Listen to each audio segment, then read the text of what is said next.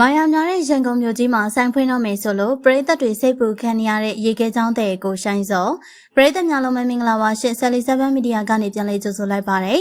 ရေခဲချောင်းလေးတွေကိုလူတိုင်းရဲ့နာမည်ကြီးလာခဲ့သူကိုရှိုင်းစောကတော့လက်ရှိမှာထင်မှတ်ထားတဲ့စီးပွားရေးလုပ်ငန်းတစ်ခုကိုချပြလာခဲ့ပါတယ်အဲ့ဒါကတော့သူ့အနေနဲ့မကြခင်အချိန်တွင်းမှာရန်ကုန်မြို့ကြီးမှာစားတောက်ဆိုင်ကြီးတစ်ဆိုင်ဖွင့်လှစ်တော့မယ်ဆိုတဲ့အကြောင်းပဲဖြစ်ပါတယ်ဒီအခါမှာတော့ပရိသတ်တွေကကိုရှိုင်းစောအတွက်စိုးရိမ်ပူပန်မှုဖြစ်ပေါ်နေရပြီးတော့ဒီလိုလောက်တာကအရန်ကိုစွန့်စားရရောက်တဲ့အကြောင်းပြောဆိုနေခဲ့ကြပါတယ်။ဘာဖြစ်လို့လဲဆိုတော့ရန်ကုန်မြို့ကြီးဆိုတာကအလုံးသိတဲ့အတိုင်းတော်တော်လေးမာယာများလွန်းလာပြီးတော့လူလဲတွေလူဖြန်နေများတဲ့နေရာတစ်ခုဖြစ်ပါတယ်။ကိုရှိုင်းစောလိုမျိုးအင်မတန်ရိုးသားတဲ့တောရွာကကောင်လေးတယောက်အနေနဲ့ရန်ကုန်မြို့ကြီးမှာရှင်သန်နေထိုင်ဖို့ဆိုတာကတော်တော်လေးမလွယ်ပါဘူး။အထူးသဖြင့်တော့ကိုမျိုးကိုရွာမဟုတ်တဲ့နေရာဒေသတစ်ခုမှာစားတောက်ဆိုင်ဖွင့်မယ်ဆိုတာကအရန်စွန့်စားရရောက်တဲ့အတွက်ဒီလိုရဲ့မျိုးကမသိတော့ကြောင်းပရိသတ်တွေကပြောဆိုနေကြတာဖြစ်ပါတယ်။ပရိသတ်တွေအနေနဲ့ကလည်းရေခဲချောင်းတဲ့လေးကိုရှိုင်းစော်ရဲ့စိတ်ရင်းစေတနာကိုသဘောကျနေတဲ့သူတွေဖြစ်တဲ့အတွက်ပြူစင်တဲ့လူတယောက်အနေနဲ့မာယာများတဲ့လောကကြီးမှာလှည့်စားခံရမှာကိုစိုးရိမ်နေကြတာပါ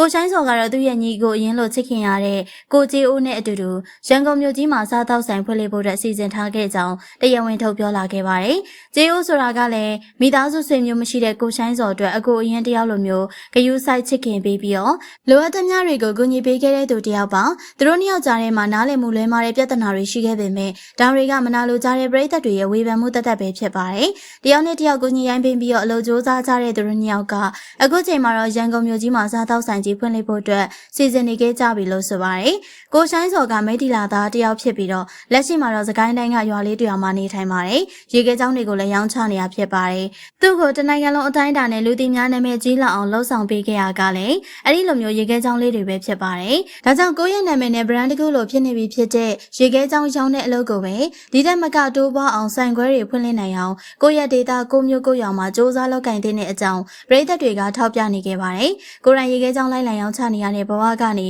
အနီးနားကရွာလေးတွေကနေတဆင့်မြို့ကြီးတွေပေါ်မှာဆိုင်ခွဲကြီးတွေဖွင့်လှစ်နိုင်အောင်တစ်နှစ်လောက်တော့အချိန်ယူပြီးတော့စ조사သင့်ပါတယ်။အဲ့ဒီနောက်ကိုယ့်ရဲ့လုပ်ငန်းကလည်းအခြေကျလာပြီဖြစ်တယ်လို့ကိုယ့်ရဲ့အနေနဲ့လည်းစီးပွားရေးလုပ်ငန်းအကြောင်းကိုနားလည်ပြီးဆိုတော့မှတခြားအစားတောက်ဆိုင်ပဲဖြစ်ဖြစ်ဘယ်နယ်ပယ်မှာပဲဖြစ်ဖြစ်ကိုပြောင်းပြီးတော့လှုပ်ဆောင်တင်တယ်လို့ပရိသတ်များစွာကပြောနေကြပါတယ်ဒီလိုပြောနေဆိုတာကအင်မတန်မာယာများတဲ့ရန်ကုန်မြို့ကြီးမှာလူလယ်တွေနဲ့တွေ့ပြီးတော့လှည့်စားခံရမှာကိုစိုးရိမ်နေကြတဲ့အတွက်ကြောင့်ဖြစ်ပါတယ်အခုချိန်မှာအရင်အောင်မြင်နေချိန်ဖြစ်တဲ့အတွက်တချို့တွေဆိုရင်ကြော်ညာမင်းသားတင်ရိုက်မယ်ရုပ်ရှင်မင်းသားတင်ရိုက်မယ်ဆိုပြီးတော့ပေါ်ပင်လုပ်နေကြတာတွေလည်းရှိပါတယ်ဒါပေမဲ့အဲ့ဒီပေါ်ပင်တွေကိုလုံးဝစိတ်ဝင်စားပဲကိုကျွမ်းကျင်တဲ့နယ်ပယ်မှာအခြေချပြီးတော့လုပ်ကိုင်နိုင်ဖို့အတွက်ပရိသတ်များစွာကတော့စိတ်ပူစွာနဲ့အခုလိုပြောနေကြပါတယ်ရန်ကုန်မြို့ကြီးမှာစားတောက်ဆိုင်ဖွင့်ဖို့စီစဉ်နေပါတယ်ဆိုတော့ရေခဲချောင်းတဲ့လေးကိုရှိုင်းစော်ရဲ့ဆုံးဖြတ်ချက်ပေါ်မှာပရိသတ်ကြီးတို့ရောဘယ်လိုမျိုးထင်လဲဆိုတာပြောသွားခဲ့ပါအောင်ရှင်အဆုံးထိကြည့်ရှုပေးရတဲ့အတွက်အားလုံးကိုကျေးဇူးတင်ပါတယ်ရှင်